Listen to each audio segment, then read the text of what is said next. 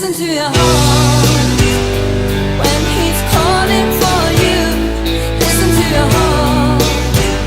That's not